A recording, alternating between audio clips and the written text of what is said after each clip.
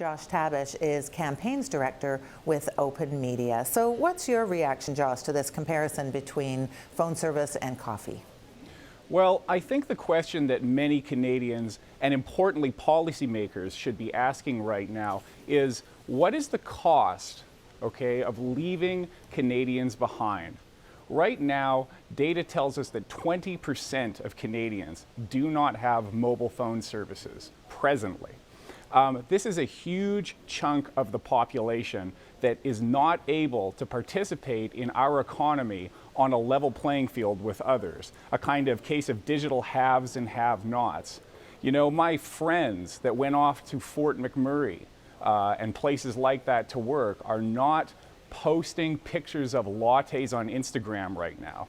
They're not posting pictures of anything on Instagram because they can't afford the high data fees of Canada's services, which are some of the most expensive in the industrialized world. So you think this is like a right, that everyone has the right to a mobile phone, and it's the onus is on the cell phone companies to make it affordable for everyone?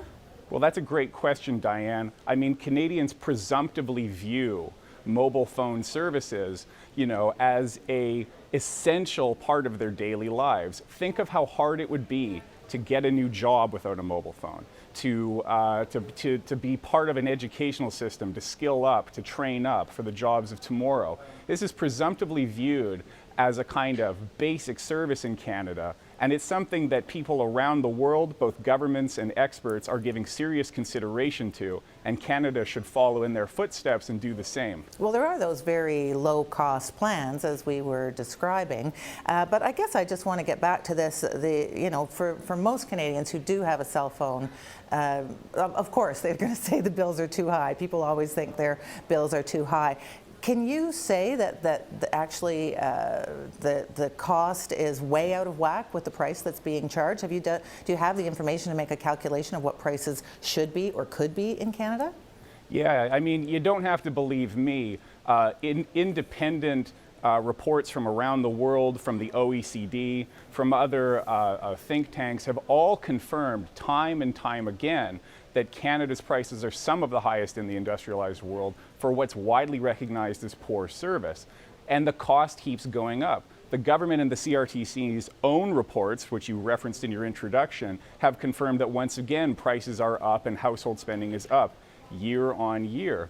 If we look around the world, whether it's in the US or the United Kingdom, we look to comparable countries, we see providers offering way more value for way less money. There's prices in or packages in the UK, I should say, that don't even come close, nothing in Canada comes close to touching it. So what's your analysis then of why the prices are so high here? I mean, obviously in the UK they have a big network as well, not quite as large land mass wise as Canada, but at the same time, sure, similar costs. Why do you think that other countries are able to offer it less expensively?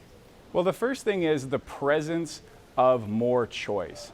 Okay, so we saw in this country this week the big three cell phone providers all raised prices by the same amount at the same time in the same regions. That alone is evidence that we lack sufficient choice in our marketplace. If you look at the United Kingdom and other countries in the EU in particular, they've embraced what are called mobile virtual network operators. Now, this isn't a scary, fancy term. These are providers that don't build their own infrastructure, but use the infrastructure, the national cell phone infrastructure of the country, to sell services.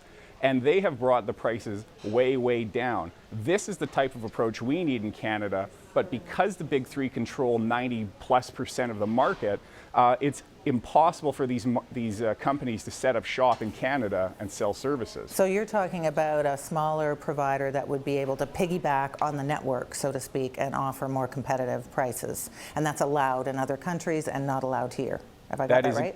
That is exactly the point, yes. All right, and so I presume your group is lobbying the government that the rules should be changed here? The CRTC had a chance to get this right a little while ago, but they chose not to bring forward MVNO rules into Canada. And the reason was that at the time, we had a cheap fourth provider, Wind, that was supposedly going to save the Canadian cell phone market. Well, with Shaw putting in a bid to buy Wind, and Canadians knowing that they have no inexpensive alternative across the country, this opened up a huge opportunity for the big three to price gouge Canadians in the last week.